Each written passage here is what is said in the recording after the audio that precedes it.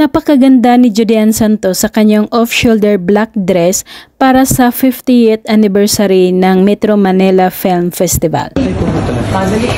Magsisimba lang talaga tayo. Kaya naalala ko may awards night pala. Buti na lang nakagayak ako. Dumating ang buong cast ng Espantajo sa naturang event na pinangungunahan ni Judean Santos at ang cute na escort niya na si Kian.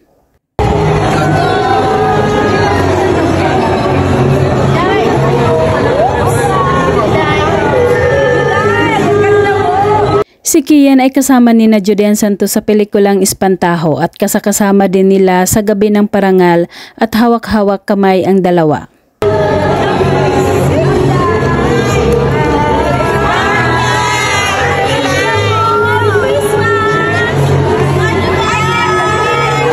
Makikita sa mukha ni Judean ang excitement at kaba nang tinatawag na ang pangalan ng magiging Metro Manila Film Festival Best Actress.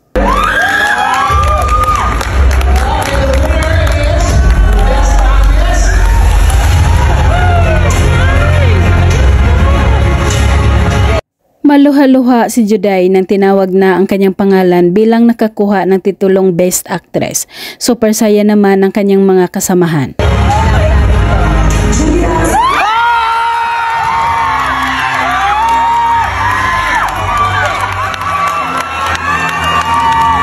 Napayakap si Judean sa mga kasamahan niya na sina Lorna Tolentino at Miss Chandra. Sabay tumayo na ito para pumunta ng stage.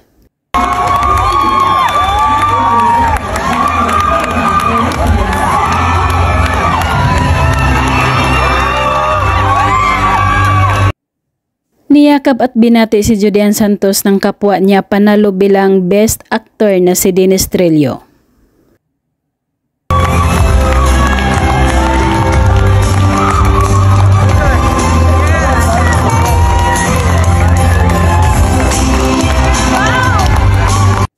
Super saya ni Judean nang umakyat sa stage. Tinanggap niya ang trophy at cash award na worth 100,000 pesos.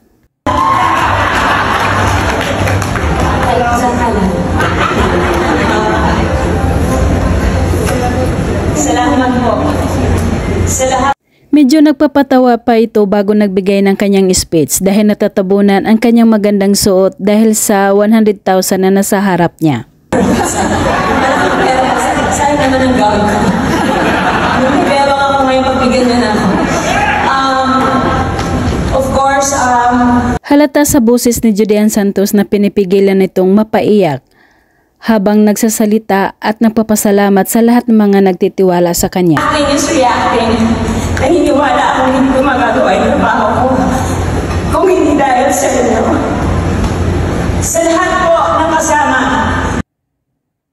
Inaalay naman niya ang kanyang pagkapanalo sa kanyang pamilya at binanggit niya ang mga pangalan nito isa-isa.